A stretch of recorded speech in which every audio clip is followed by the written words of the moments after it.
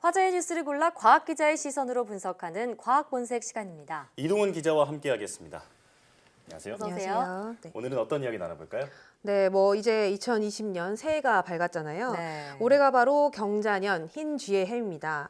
흰쥐가 다산과 풍요, 번영 이런 걸 상징한다고 하죠. 네, 이 경자년의 경이 흰색을 의미한다고 네. 하더라고요.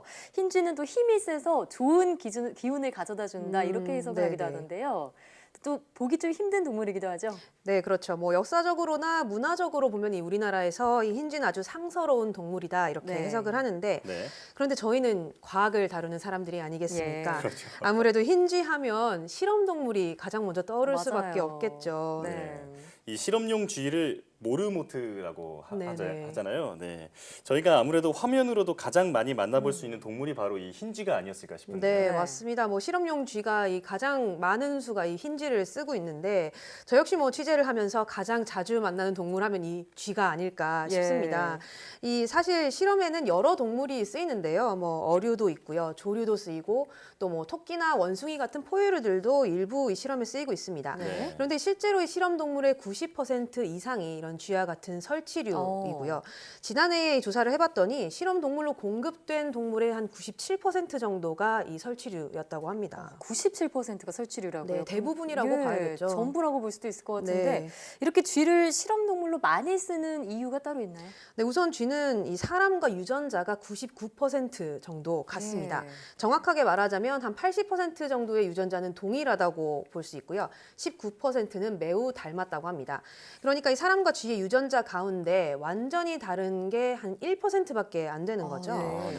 이런 특징 때문에 아무래도 이 사람이 특정 질병에 걸렸을 때 유전적으로 어떤 연관성이 있는지를 보려면 쥐를 이용하는 게 가장 유리한 겁니다. 예. 또 이 쥐는 다산의 상징으로 꼽히는데 번식력이 아주 뛰어납니다. 보통 한 번에 5마리에서 10마리 정도, 또 많게는 한 15마리까지도 새끼를 낳는데요. 네.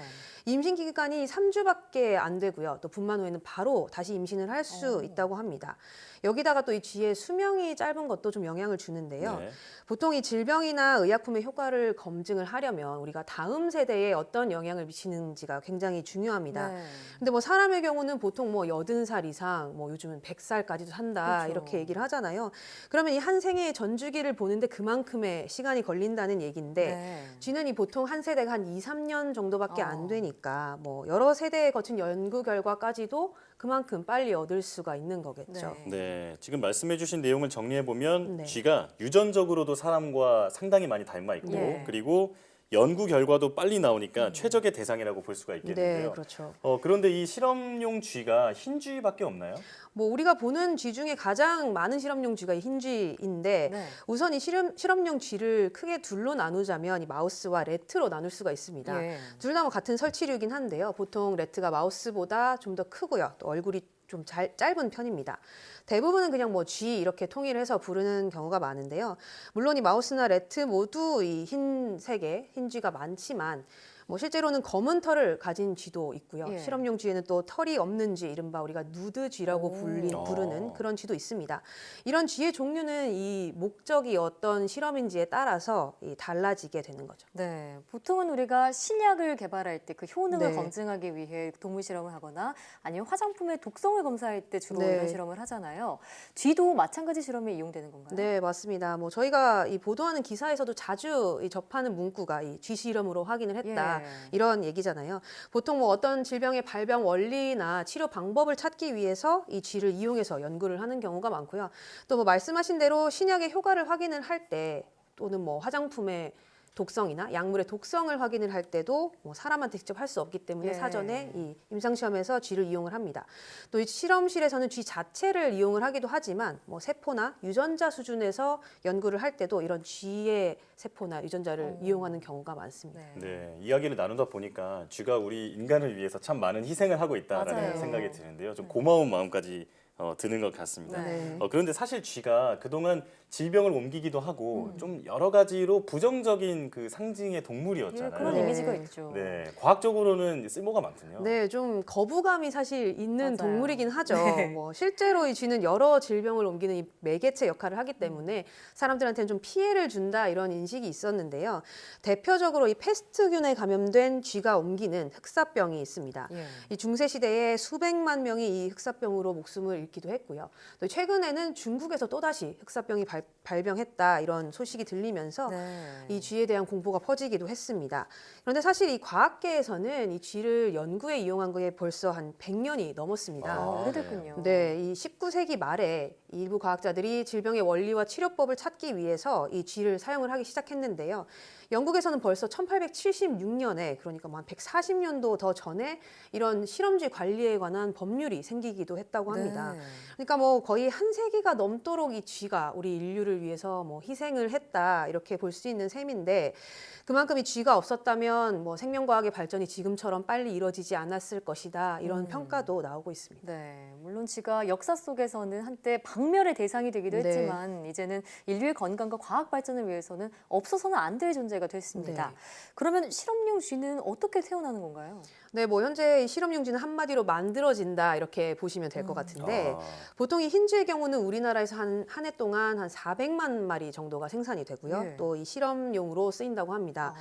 이 요즘은 전문적인 실험동물 공급 업체가 있어서 국내에서도 이런 업체들이 쥐를 교배를 해서 새끼를 낳고 키우게 됩니다. 네. 먼저 이런 업체들에서 이 자연 교배로 새끼를 낳게 되고요. 그럼 이 어린 쥐들이 어미와 함께 자라다가 이제 한 열흘 정도가 지나면 사료를 섞어 먹게 됩니다. 예. 이 사료 같은 경우는 이제 앞으로 실험실에 가서도 계속 먹게 되는 그런 사료들인데 한 3주 정도가 지나게 되면 이제 실제 연구실로 가게 되는데요. 네. 이때 의 크기가 보통 한 마우스 같은 경우는 8에서 13g 정도 그리고 아. 레트는 한 40g 정도가 된다고 좀 더 합니다. 크다고 했죠. 네. 아무래도 이 연구용으로 사용을 하려면 이 질병이나 세균에 노출이 되면 안 되잖아요. 예. 그래서 이 업체에서도 이런 실험용 동물의 경우는 거의 뭐 무균실 수준으로 뭐 아주 철저하게 관리를 하고요. 또 뭐 대학이나 실험실 같은 경우에서도 대부분이 별도의 시설들을 만들어서 이런 실험 동물들을 철저하게 관리를 하고 있습니다. 네. 그렇군요. 그래도 아무래도 좀 생명이 있는 동물이다 보니까 네. 아무리 과학을 위해서라고는 하지만 그래도 좀 불쌍하다는 마음이 좀 네. 들거든요. 미안하다는 생각도 네, 좀 있고요. 안타까운 마음이 들죠. 예. 그래서 요즘은 이런 실험 동물을 좀 줄이기 위해서 이 많은 노력을 하고 있습니다. 네. 대표적인 게 이 오가노이드라는 건데 이 오가노이드는 줄기세포를 3차원적으로 배양을 하거나 제조합해서 만든 장기 유사체 그러니까 뭐 한마디로 인공 장기입니다. 근데 이러한 오가노이드를 이용을 하면 인공적으로 우리가 뭐 심장이라든가 위라든가 이런 장기를 만들 수가 있으니까 네. 동물을 이용하지 않고도 연구 결과를 얻을 수가 있는 거죠. 예. 또 이 플라스틱 위에다가 세포를 배양을 해서 장기를 흉내된 장치들도 많이 개발이 되고 있는데 장기 칩이라고 부르는데요. 이런 뭐 장치는 사람의 조직이나 장기를 그대로 이 기능 자체를 본떴기 때문에 동물 실험을 완전히 대체할 수 있다 이렇게 보고 있습니다. 네, 물론 동물 실험이 아무리 인간을 위한 일이라지만 네. 한 동물의 희생을 담보로 하는 것인 만큼 반대하는 목소리도 적지 않잖아요. 네. 이런 실험을 대체하기 위한 기술 개발이 계속 꾸준히 이어지고 있는 건 긍정적이네요. 네, 맞습니다. 뭐 전 세계적으로도 이렇게 동물 실험을 줄이기 위한 논의가 뭐 아주 오랫동안 이어지고 있습니다. 예. 세계보건기구에서는 뭐 윤리적인 차원에서 이 동물 실험의 3R 원칙이라는 걸 정해서 예. 이 지키자 이렇게 권고를 하고 있는데 풀이를 하자면 이 동물 실험에 사용되는 개체 수를 최대한 줄이고 또 고통을 최소화하고 최대한 다른 실험으로 대체하도록 찾아보자라는 겁니다. 예. 물론 이 강제성이 있는 건 아니지만 권고를 하고 있기 때문에 아무래도 이런 뭐 노력들이 국내 과학계에도 어느 정도 영향을 주지 않을까 생각이 네. 됩니다. 네.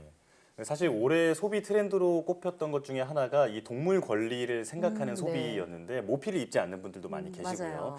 이제는 이제 소비자들의 인식이 바뀌면서 동물 실험을 하지 않은 제품을 찾는 그런 움직임도 많이 보이고 있습니다. 네. 이런 것들도 동물 실험을 줄이고 또 실험용 쥐의 희생을 줄이는 결과로 이어지지 않을까 이렇게 생각이 드는데요. 네. 네, 오늘 말씀 듣고 나니까 쥐가 참 고마워집니다. 네. 오늘 말씀 고맙습니다. 잘 들었습니다.